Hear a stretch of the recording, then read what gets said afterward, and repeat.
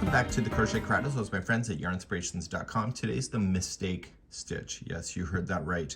I'm absolutely obsessed with this stitch. It creates a horizontal line just like so. I can see doing something like this, but in a band to create a brim of a hat. But this pattern is really awesome. I'd recommend using thicker yarn because there's some stitches involved here that would be easier for the growth in order to get taller faster.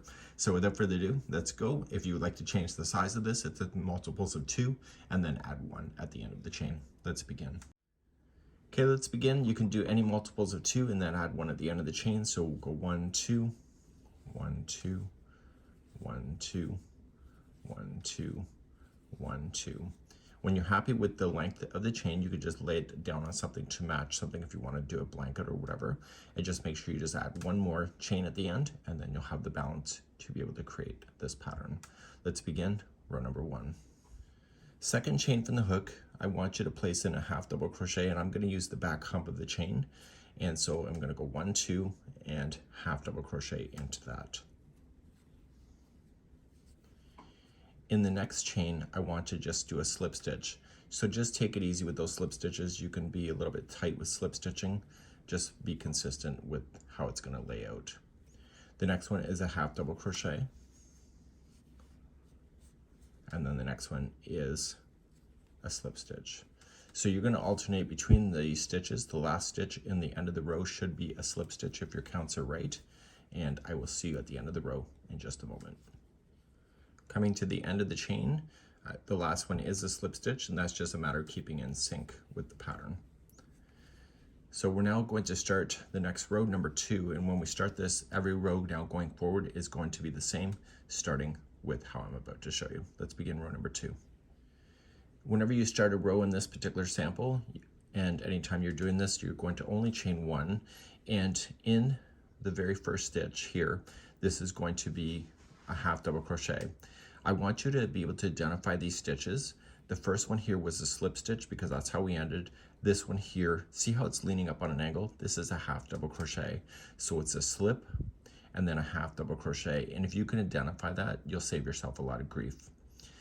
Now, we're going to only use the back loops only. So in the first one here, I want you to, after we've chained 1, just go into the back loop only and do a half double crochet. So the half double crochet is sitting over top of a slip stitch from the previous row.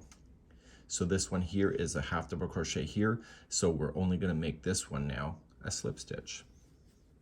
So if you think that your sequence is going out of order, then what happens is that if you can identify these 2 different looking stitches, it makes your life a lot easier. So the next stitch has to be a half double crochet, and only using the back loops, and then the next one has to be a slip stitch.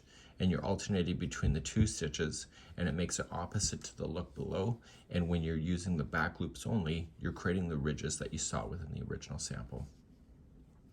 So what stitch is going to be the very last one when you get all the way there?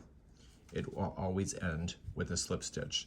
So if you get to the end and you have a half double crochet as your ending, something is wrong in the middle and you're just going to have to back it out. But you don't have to rip out the whole row if you can identify the way that the stitches are supposed to look. So the last one should be a slip stitch.